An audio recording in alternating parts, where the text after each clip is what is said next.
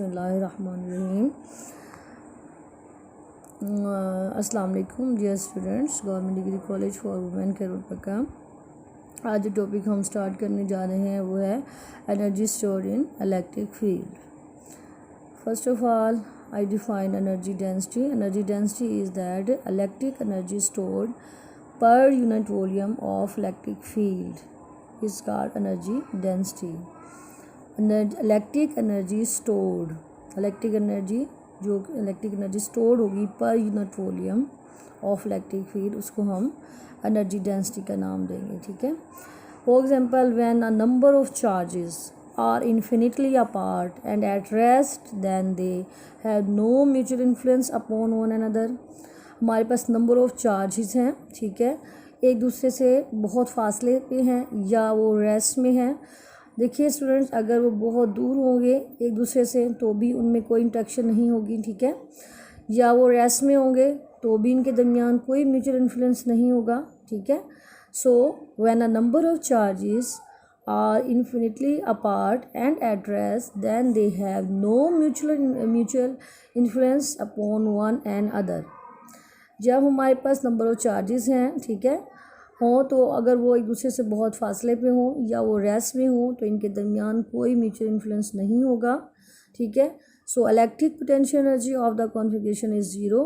तो हमारे पास potential energy की वैल्यू भी ज़ीरो होगी क्योंकि इनके दरमियान कोई इंटरेक्शन नहीं है, या तो चार्जेस रेस्ट में हैं या एक दूसरे से बहुत दूर हैं, इनका आपस में कोई इंटरेक्शन, कोई म्यूचुअल इन्फ्लुएंस नहीं है। सो अब नेक्स्ट आप देखिए बच्चे, if these charges are brought close to one another, अगर हम इन चार्जेस को एक दूसरे के बहुत करीब लेके आएँ by an external agent, then work done by external agent in assembling the charges close to one another in new configuration appear as electric potential energy of the system.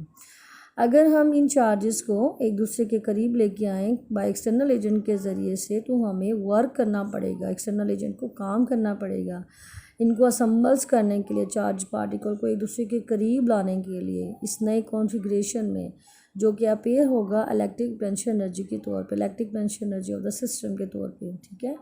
तो जब हम चार्जेस को एक दूसरे के करीब लाना चाहते हैं तो उसके लिए हमें कुछ काम करना पड़ेगा, ठीक है, तो चार्जेस को एक दूसरे के करीब लाने के लिए, ठीक है, तो ये इलेक्ट्रिक पोटेंशियल एनर्जी के तौर पे अपेयर हो जाएगा। Thus each configuration of charge has some electric potential energy. तो यहाँ पे आप देखें कि जब हम इनको एक दूसरे के करीब लेके आए, इनको असम्बल किया, एक दूसरे के करीब हुए, इनके दर म्यूचुअल इंट्रैक्शन स्टार्ट हुआ, ठीक है, तो इस वजह से यहाँ पे जो कॉन्फ़िगरेशन है चार्जेस की, इनमें कुछ इलेक्ट्रिक पोटेंशियल एनर्जी होगी, ठीक है। नेक्स्ट देखें कि जब when a capacitor is charge, जब हम कैपेसिटर को चार्ज करेंगे, electrons are transferred from one plate to another plate. तो इलेक्ट्रॉन ऑटोमेटिकली आपको पता है कि ट्रांसफ़र होंगे एक प्लेट से दूसरी प्लेट की तरफ, और इस ट्रांसफ़र ऑफ इलेक्ट्रॉन में देखिए, in this transfer of electron work is done on them, ठीक है। तो ट्रांसफ़र ऑफ इलेक्ट्रॉन में इलेक्ट्रॉन को ट्रांसफ़र करने के लिए एक प्लेट से दूसरी प्लेट की तरफ कुछ वर्क करना पड़ेगा at the expense of chemical energy of battery, ठीक है। केमिकल एनर्जी ऑफ बैटरी के फॉर्म में हमें कुछ काम करना पड़ेगा, ठीक है। अच्छा जी, नेक्स्ट देखिए आप, this work appear as electric energy stored in electric field between plates of capacitor और एनर्जी ऑफ कैपेसिटर। नेक्स्ट बच्चे हम इसका फार्मूला क्रिएट करेंगे कि एनर्जी डेंसिटी का फार्मूला किस तरह से ड्राइव किया जाता है, ठीक है। इसके लिए सबसे पहले आप देखें कि we know that work done in transferring unit charge from one plate to other plate is equal to potential difference between the plates. काम जो हम कर रहे हैं यूनिट चार्ज को एक प्लेट से दूसरी प्लेट तक ले जाने के लिए, वो इक्वल है पोटेंशियल डिफरेंस V के बिटवीन द प्लेट्स के दरमियान जो पोटेंशियल डिफरेंस है वो उसके इक्वल होगा। If charge dq is transfer from one plate, अगर इस चार्ज को हम ट्रांसफ़र करेंगे एक प्लेट से from one plate to other then, एक प्लेट से दूसरी प्लेट तक जब हम इसको ट्रांसफ़र करेंगे, then work done is equal to V, work done is equal to, यहाँ पे देखें dw is equal to V dq, ठीक है। This work supply by supplied by chemical energy of battery. ठीक है, appear as change in electric potential energy, जो कि change in potential electric potential energy के तौर पे अपीयर होगा। So D U of new charge configuration, so D U is equal to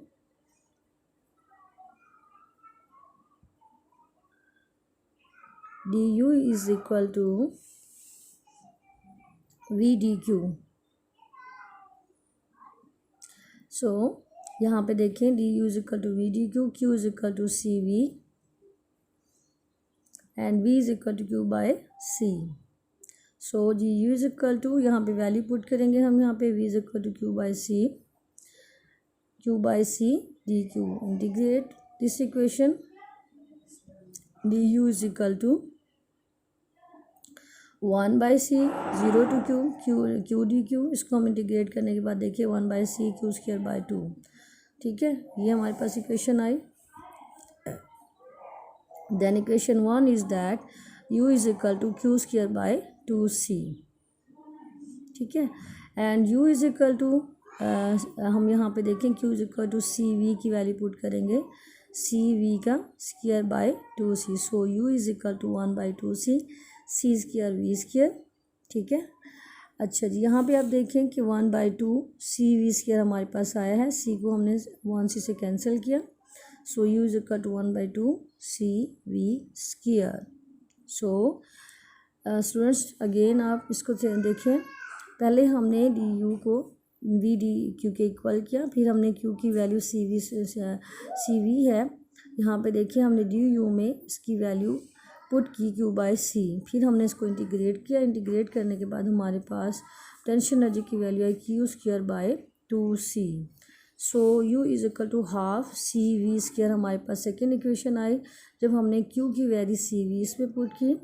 ठीक है, यहाँ पे देखिए q की वैल्यू सी वी पुट करने के बाद हमने इसको सॉर्ट आउट किया। u is equal to 1/2 C square V square, C से कैंसिल हुआ, हाफ सी वी स्क्वायर हमारे पास आ गया। ठीक है, so parallel plate capacitor C is equal to epsilon naught A by D, U is equal to half C V square. ये हमने सारी values इसमें पुट की। Put the value of C epsilon naught A by D in this equation, E square D square, so D से D cancel, U is equal to half epsilon naught E square A D by A D. ठीक है, यहाँ पे देखिए v is equal to E D है हमारे पास। So put the value u is equal to half epsilon naught A by D E square D square. इसकी values हमने पुट की, इसको सेट किया, रीअरेंज किया, हमारे पास नेक्स्ट एक्सप्रेशन आई है u is equal to half epsilon naught A E square D. अब हमने इस इक्वेशन को बच्चे रीअरेंज किया है, u is equal to half epsilon naught E square A D. ठीक है, A D is the volume. ठीक है, ये सारी क्वेश्चंस को हमने ऐसे सॉर्ट आउट किया है यहाँ पे जैसे कि आपको दिखाया है। सो द एनर्जी डेंसिटी, जो कि हमने जिसकी वैल्यू हमने फाइंड आउट करनी है वो है that is equal to energy per unit volume. This is the value of energy half epsilon naught E square A D divided by volume में देखें ए डी की वैल्यू हमने पुट की। So we sort out this equation as the value of energy is that half epsilon naught E square A D. ठीक है, volume is that A D, we cancel A D by A D. ठीक है, हमने first अपर equation में ए D को हमने lower equation A D से cancel out किया। इससे कैंसिल होने के बाद हमारे पास इक्वेशन आई U is equal to half epsilon naught E square, that is the value of energy density. ठीक है, अच्छा जी, नेक्स्ट जो हम टॉपिक स्टार्ट करने जा रहे हैं वो है dielectric and atomic view.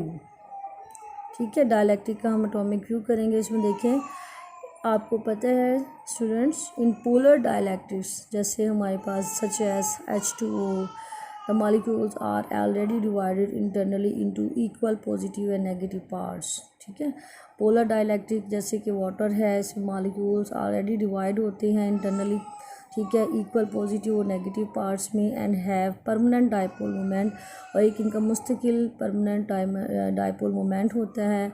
But different dipole molecules cancel each other, जो डिफरेंट डाइपोल मॉलिक्यूल्स होते हैं वो एक दूसरे को कैंसिल करते हैं, cancel each other effects due to their random orientation. ठीक है। रैंडम मतलब बेहंगम बेतरतीब ओरिएंटेशन की वजह से एक ही डायरेक्शन इस साइड पे है, ठीक है, दूसरे की डायरेक्शन एक इस साइड पे है, इस तरह से इनकी कोई तरतीब नहीं होती due to but different dipoles molecules cancel each other effects due to their random orientation की वजह से बेतरतीब बेहंगम तरतीब की वजह से जो इनका जो है डायपोल मोमेंट वो कैंसिल कर देगा एक दूसरे के असर को, ठीक है। अब नेक्स्ट आप देखें कि जब हम when dielectric is place in external electric field, जब हम डाइलेक्ट्रिक को एक्सटर्नल इलेक्ट्रिक फील्ड में रखेंगे, the external electric field try to line up these dipole moment, तो ये जो एक्सटर्नल इलेक्ट्रिक फील्ड होगी तो वो इन डायपोल मोमेंट को लाइन अप करने की कोशिश करेगी parallel to itself, just like this, मतलब बच्चे इनको एक ही लाइन में करने की कोशिश करेगी, एक ही स्ट्रेट लाइन में इनको करने की कोशिश करेगी तरतीब से सेम डायरेक्शन में जैसे यहाँ पे है। जब इन इलेक्ट्रिक डाइलेक्ट्रिक्स को हम एक्सटर्नल इलेक्ट्रिक फील्ड में रखेंगे तो ये जो एक्सटर्नल इलेक्ट्रिक फील्ड है वो इनको लाइन अप करने की कोशिश करेगी इन दीज डायपोल मॉलिक्यूल्स को पैरेलल टू इटसेल्फ, एक दूसरे के पैरेलल करने की कोशिश करेगी, एक ही डायरेक्शन में करने की कोशिश करेगी। The degree of alignment increase as, ठीक है, ये जो हरारती टकराव है इनका जो आपस में ताल्लुक है, increase as the strength of external electric field, जितनी इलेक्ट्रिक फील्ड की स्ट्रेंथ ज़्यादा होगी उतने ही डिग्री ऑफ अलाइनमेंट भी इंक्रीज करेगा, इंक्रीज, और टेम्परेचर डिक्रीज, ठीक है, तो फिर क्या होगा, टेम्परेचर डिक्रीज हो जाएगा। So due to thermal agitation, ठीक है, थर्मल एजिटेशन की वजह से हरारती टकराव की वजह से of molecules, so due to thermal agitation of molecules the alignment is never complete, लेकिन जो हरारती इनका टकराव है मॉलिक्यूल्स का एक दूसरे की वजह के साथ, इस वजह से जो इनकी अलाइनमेंट है, जो हमने इनको एक तरतीब में करना है इन मॉलिक्यूल्स को, तो वो मुकम्मल नहीं हो पाता, ठीक है।